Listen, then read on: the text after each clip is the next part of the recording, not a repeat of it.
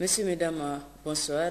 Deux audiences ce matin au cabinet du président de la République, Issoufou Mahamadou, a tout d'abord reçu une délégation des parlementaires français conduite par la présidente de la Commission de la Défense nationale et des Forces armées nationales de la France. Cette délégation également reçue par le président de l'Assemblée nationale et le Premier ministre a évoqué au cours de ces audiences la question sécuritaire au Niger et dans le Sahel. Madame Patricia Adam à leur sortie d'audience. Je suis accompagnée de deux de mes collègues de la Commission de la Défense, majorité et opposition. Nous avons une mission qui vient observer, regarder, vérifier aussi l'exécution des décisions qui ont été prises en matière de sécurité et de défense sur l'ensemble de la zone sahélienne et de la présence de la France sur l'ensemble de la zone. Donc bien sûr, nous sommes venus à la rencontre des militaires français basés ici aujourd'hui au Niger, mais demain au Burkina, après-demain en Côte d'Ivoire et également au Mali. Et bien évidemment, nous accordons beaucoup d'importance au rendez-vous que nous avons pu avoir durant toute cette journée avec le président de la République à l'instant, mais aussi avec l'Assemblée nationale.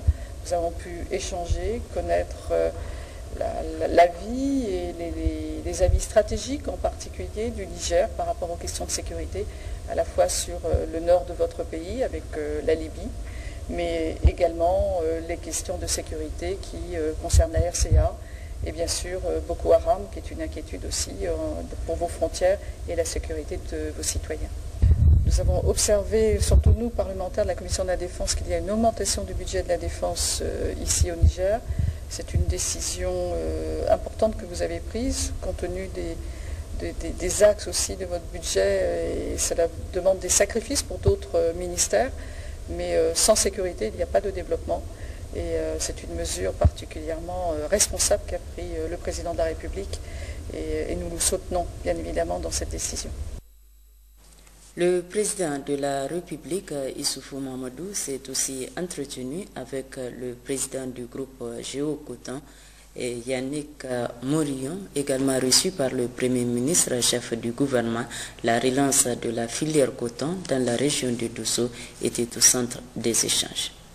Nous avons eu l'honneur d'être reçus par Monsieur le Président de la République, en la présence de son Excellence Monsieur le Ministre et le Vice-président du MEDEF International Afrique, pour aborder donc la convention qui a été signée il y a quelques jours maintenant, qui engage Géocoton, donc filiale du groupe Advance, à relancer la filière cotonnière dans la région administrative de Dosso.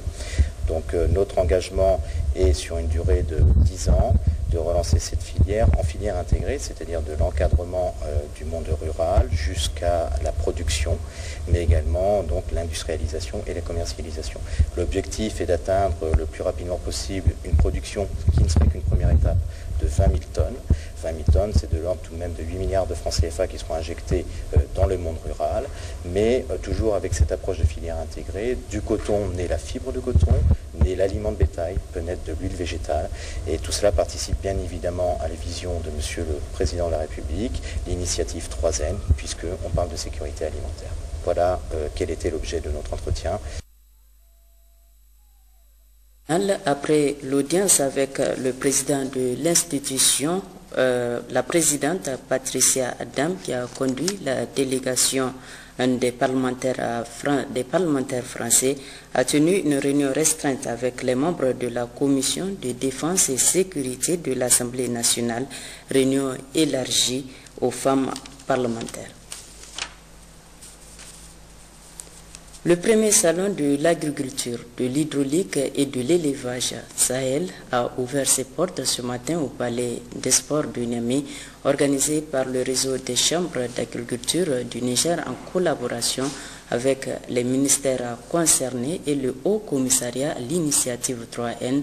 Cette première édition vise à créer un espace de dialogue entre les pouvoirs publics et les organisations des producteurs agro-silvopastoraux. Les détails avec Djouari Siaka et Issoufou Suleiman. Cette première édition Sahel, entendez par là le salon de l'agriculture, de l'hydraulique et de l'élevage, se veut démonstratif. Il est question de présenter au pouvoir public les préoccupations des organisations des producteurs, de faire la promotion de produits agro-silvopastoraux nigériens, de favoriser l'intégration sous-régionale et les échanges en matière de recherche agricole. C'est aussi l'occasion pour les agriculteurs et éleveurs d'établir des contacts directs entre eux avec les secteurs privés, les structures de recherche et vulgarisation et également avec les partenaires techniques et financiers. Cet important cadre d'échange et de partage du monde rural qui est à sa première édition au Niger a eu le soutien et les encouragements des autorités de la 7e République. En premier lieu, le président Issoufou Mamadou qui en a fait de ce secteur une priorité avec l'initiative 3N.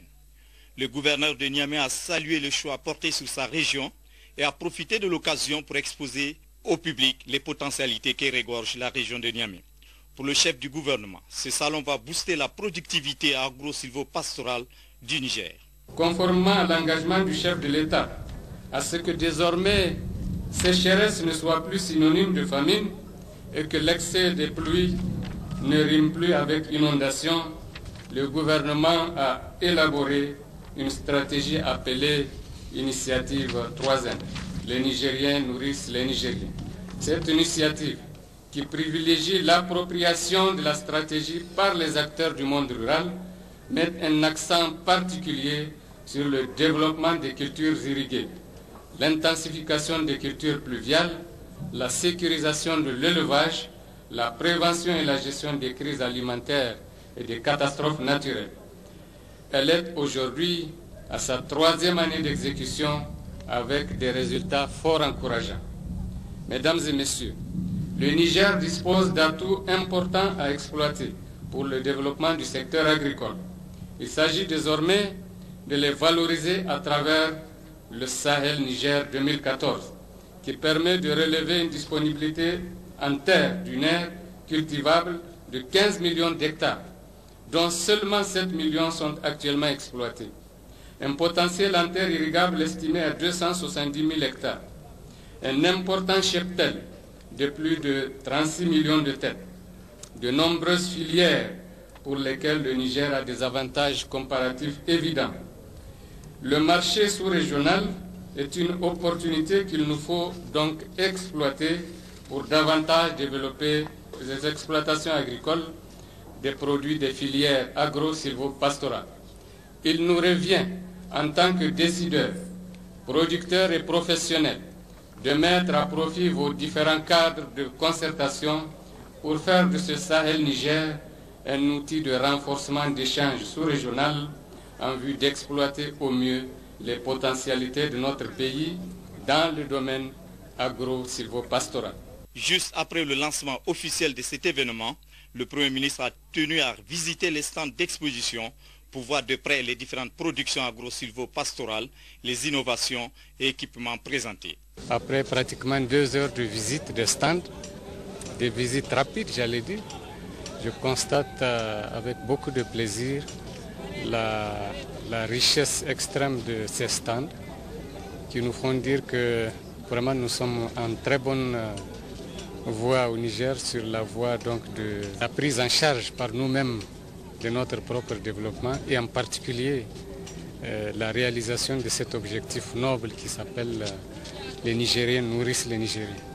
C'est extrêmement, ça fait vraiment plaisir de voir toutes ces techniques qui sont déployées actuellement pour transformer les produits, pour produire d'abord les différentes variétés de céréales et de produits agro-silvopastoraux et également des efforts, des initiatives qui sont entreprises pour leur transformation, pour leur conservation. En tout cas, je suis édifié, très édifié par ce que je viens de voir. Nous souhaitons que nos chercheurs, nos équipementiers puissent effectivement se mettre au service de la production agricole, au service de l'alimentation des populations nigériennes. Pour les participants et les organisateurs, ce cadre va contribuer fortement à la promotion des différentes filières agro-silvopastorales.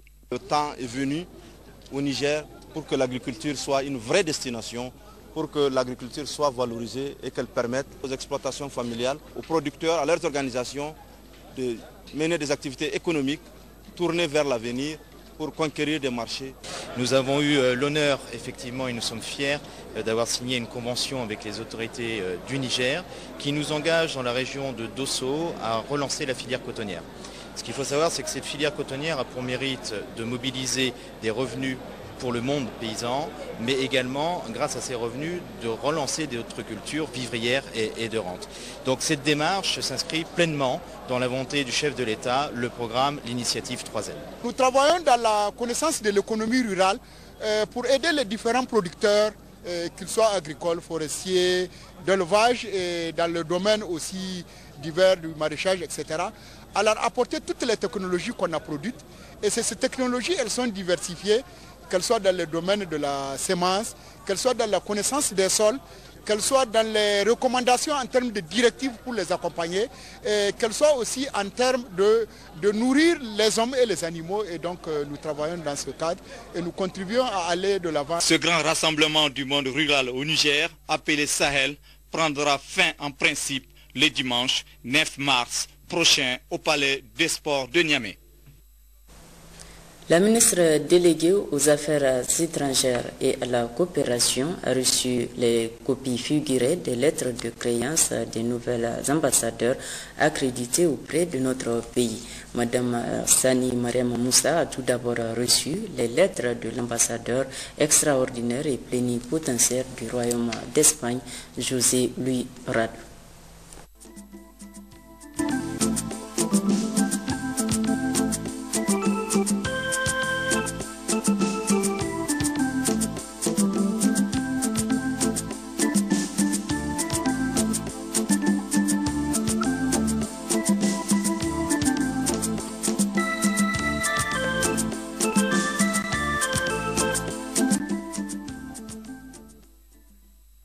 Le nouvel ambassadeur de la République tchèque au Niger a aussi présenté les copies figurées de ces lettres de créance à la ministre déléguée aux Affaires étrangères.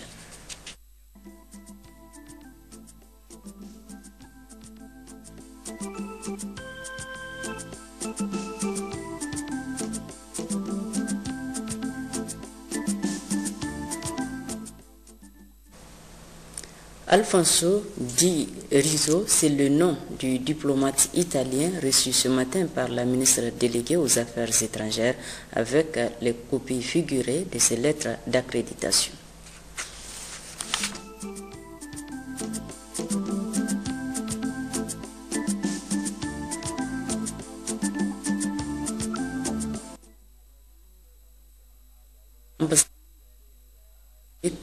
Au Niger de remettre ces lettres d'accréditation à la ministre déléguée aux Affaires étrangères, Madame Sani Mariam Moussa.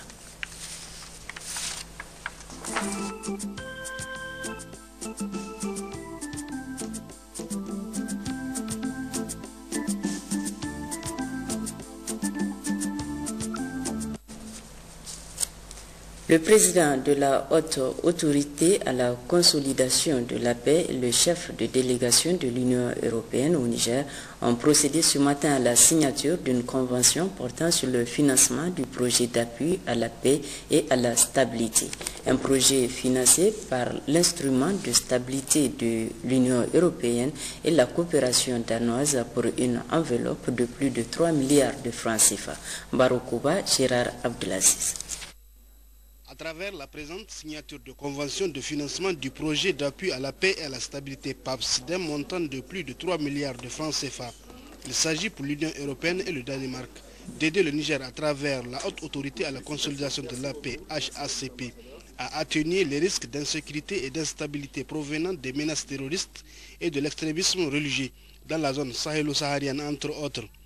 Il faut dire que c'est la réussite du programme d'appui à la sécurité et à la stabilisation dans le nord du Niger mis en œuvre par la haute autorité à la consolidation de la paix qui a amené l'Union européenne et le Danemark à financer le PAPS. Il convient de relever qu'il s'agit là d'une grande première. En effet, depuis la création de l'instrument de stabilité et la mise en œuvre des nombreux projets dans le monde, c'est la première fois qu'une convention de financement est signée directement avec une institution de l'État. Le caractère exceptionnel de ce choix tient à la grande capacité de coordination, de gestion et de détermination dont la haute autorité à la consolidation de la paix a fait preuve lors de la première phase de l'instrument de stabilité d'avril 2012 à décembre 2013. C'est donc fort de cette première expérience réussie qu'il a été décidé d'un commun accord entre le Niger et l'Union européenne de poursuivre cet effort dans le cadre d'une nouvelle phase de l'instrument de stabilité avec le programme d'appui à la réduction des risques d'insécurité et d'instabilité dans les régions du nord-ouest et sud-est du Niger. Ce nouveau programme, d'un montant de 18,7 millions d'euros, comptera aussi avec la participation financière de la coopération danoise. La zone d'intervention du programme sera constituée de 161 communes situées dans la zone sahélo-saharienne. Engagé à réussir cette fois-ci aussi, le président de la haute autorité à la consolidation de la paix a d'abord salué les résultats obtenus avec l'apport précieux de l'Union européenne avant de se réjouir du financement du PAPS. Il me plaît de noter l'espoir suscité par ces interventions auprès des populations qui ont vu la concrétisation des promesses faites par son Excellence Issoufou Mahamadou, président de la République, chef de l'État, promesses contenues dans le programme de Renaissance. Assurer la continuité des actions entamées et pérenniser les acquis obtenus est donc une nécessité. Et nous sommes donc heureux et reconnaissants du renouvellement de notre partenariat avec vous. C'est pourquoi je tiens à vous remercier sincèrement pour votre engagement personnel dans l'aboutissement de ce dossier. Je voudrais aussi saluer les efforts de tous vos collaborateurs que je connais personnellement, qui n'ont ménagé ni leur temps ni leur énergie pour faire aboutir le dossier. Soyez assurés, Monsieur l'ambassadeur, que le personnel de la haute autorité à la consolidation de la paix ne ménagera aucun effort pour exécuter de manière efficiente ce nouveau programme que nous venons de signer.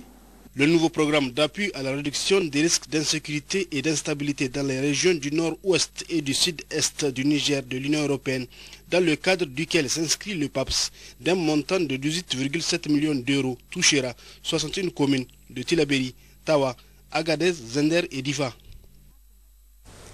Vous le savez déjà, le fils de l'ancien dirigeant libyen, Sadi Kadhafi, et un certain nombre de ses compatriotes qui se sont réfugiés dans notre pays suite à la crise libyenne viennent d'être livrés aux autorités de leur pays.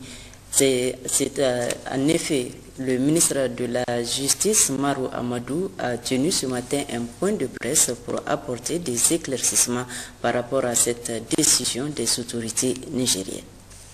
Il s'agit de vous confirmer effectivement la remise aux autorités libyennes de M. Sadi Kadhafi et de bien d'autres Libyens que nous avions accueillis, vous vous rappelez, au lendemain des événements tragiques que la Libye avait connus, il y a un peu plus de 2 ans.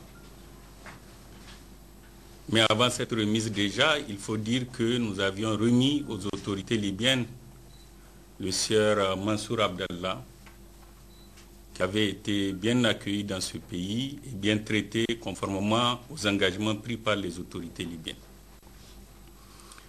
Nous avons cru répondre à ces appels incessants des autorités libyennes pour 2 à 3 raisons. Premièrement, parce que le contexte a bien changé depuis. Deuxièmement, et je venais de vous le dire, la remise de Abdallah Mansour, qui fut bien reçue et nous avons pu le savoir de lui-même. Et au regard de ce que, vous vous rappelez cela également, les conditions pour lesquelles nous avions accueilli Sadi et les autres n'ont pas toujours été, hélas, respectées. Nous avions dit qu'on les recevait à titre de raison humanitaire. Ils n'avaient aucun statut, vous le savez, ils ne sont ni réfugiés, ni des exilés politiques en tout cas qui ait un statut légal. Et il faut dire que nous avons posé des conditions. Il fallait que nos hôtes, entre guillemets, encombrants, puissent respecter un certain nombre de comportements. Ils ne l'ont pas toujours fait. Je dois faire une parenthèse pour dire qu'un des amis de Sadi a pu même échapper à notre vigilance jusqu'à aller dans le sud libyen et revenir. Donc, je ne citerai pas de nom.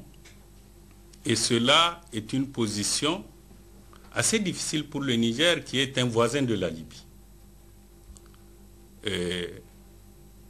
Quelqu'un a déjà dit que la géographie commande la diplomatie. Et nous avions bien dit à nos hôtes que nous ne serions pas une source de préoccupation pour la Libye. À l'époque, on craignait bien qu'en remettant ces gens, ils ne soient tués. Je pense que, au regard du label démocratique et républicain qu'affiche le régime actuel de Libye, c'est des risques qui, après l'émotion, ne sont pas, à notre avis, encourus. Mais la communauté internationale est témoin de tout cela. Et je voudrais donc confirmer que, effectivement, nous avions, pour créer une détente entre deux pays frères et amis, nous avons décidé de mettre fin à cette situation qui, tôt ou tard, va arriver. Parce que la vérité, il faut vous le dire, personne ne voulait. À un moment donné, et nous avions bien voulu que d'autres pays, en tout cas, qui ne soient pas voisins de la Libye, puissent les récupérer pour éviter des actions assez nuisibles directement pour la Libye. Nous n'avions eu aucun pays candidat. Donc, il s'agit, dans l'intérêt de notre pays, dans l'intérêt de nos relations d'aujourd'hui et de demain, décider de cette position-là. Voilà ce que je tenais à dire. C'est ça, et j'ai entendu l'avocat de Sadi Kadhafi, Maître Nick Kaufmann, faire des insinuations. Je regrette, et il le sait, le gouvernement du Niger, totalement en phase avec les principes d'intégrité. Nous ne sommes pas ceux-là qui agissent pour des raisons crapuleuses, loin s'en faut. Et peut-être bien que ce n'est pas que des tentations n'ont pas eu lieu. Donc, c'est seulement en tenant compte des intérêts supérieurs de notre pays que nous avions décidé de mettre fin à cette situation qui met en difficulté notre pays dans un contexte sécuritaire sahélien compliqué où nous-mêmes nous tenons des discours sur le sud libyen que des gens présents sur notre territoire continuent à envenimer. Nous ne serons pas crédibles en continuant à rester dans cette posture. Je vous remercie. La ministre déléguée chargée de l'aménagement du territoire et du développement communautaire a effectué ce matin une série de visites, notamment sur le site Seno, à l'hôpital ophtalmologique Maka, au bureau Qatar Charity de Niamey et à la direction régionale du plan de l'aménagement du territoire et du développement communautaire. Elle est allée s'inquérir des réalisations faites sur le terrain par les différents partenaires. Sekinat Abdou, Mahmoudou Adam. Première étape de cette visite, le site Seno qui accueille 31 familles sinistrées des inondations de 2012, bénéficiaires des logements pour un coût de 139 500 000 francs CFA.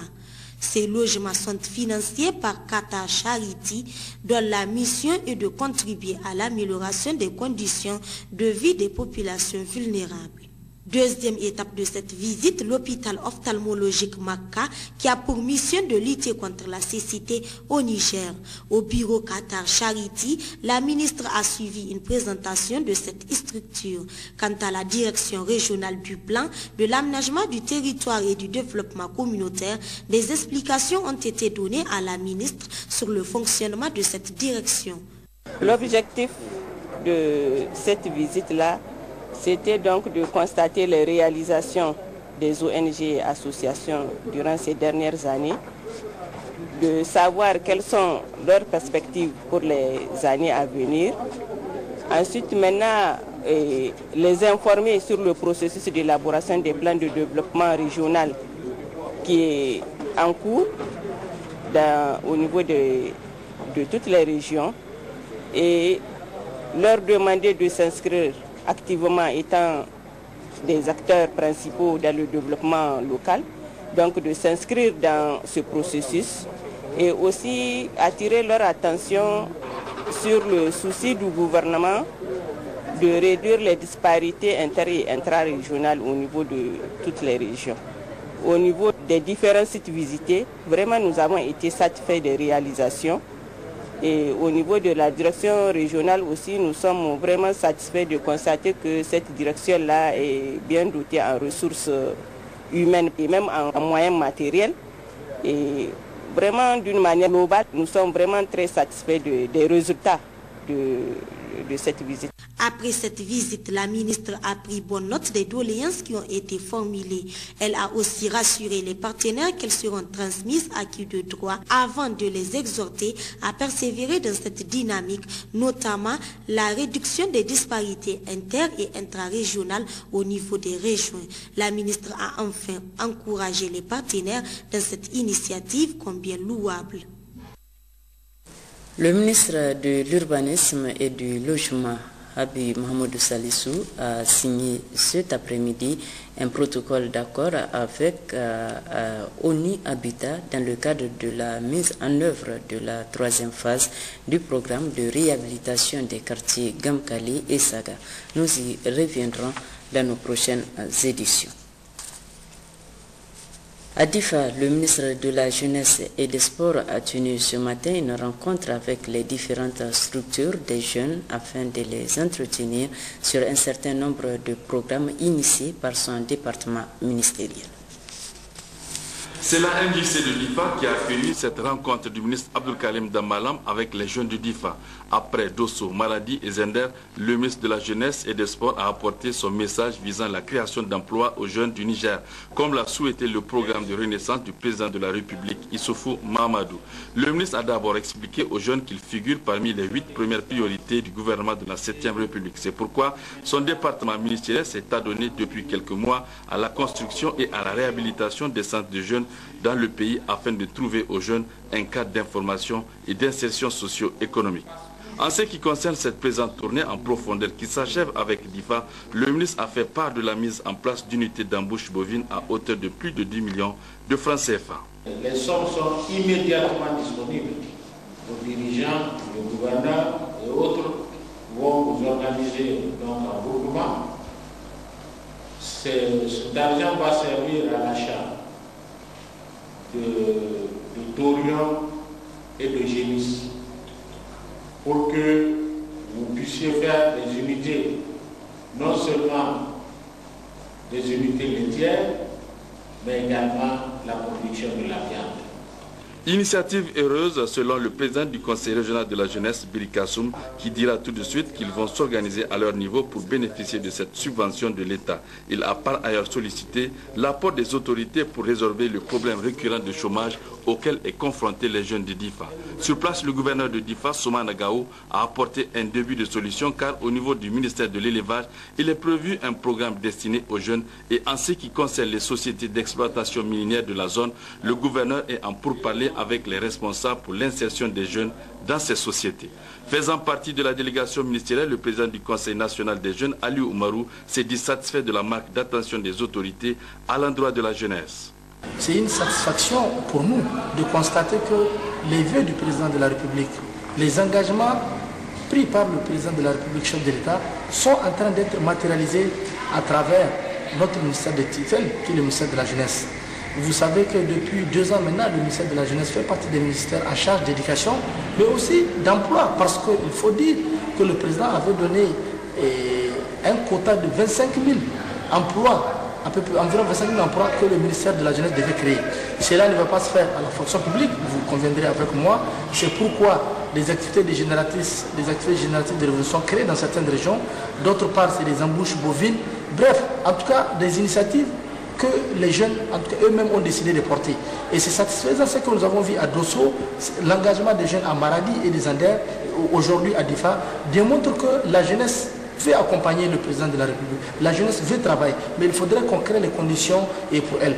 Le ministre Abdou Karim Damalan a exhorté les jeunes pour leur pleine implication dans l'organisation de la 35e édition du SAB national dont l'ouverture est prévue pour le 7 mars. Notons qu'auparavant, le ministre a visité le chantier de construction des centres de jeunes de Difa qui constituera désormais un lieu d'échange, de rencontres, d'éducation et de formation. Des travaux estimés à plus de 10 millions de francs CFA et le niveau d'exécution est à près de 60%. Le ministre de la Jeunesse et des Sports a effectué ce matin une série de visites au niveau de la commune urbaine de Difa afin de constater de visu le niveau des préparatifs de la 35e édition du championnat de lutte traditionnelle. Abdraman Boukari.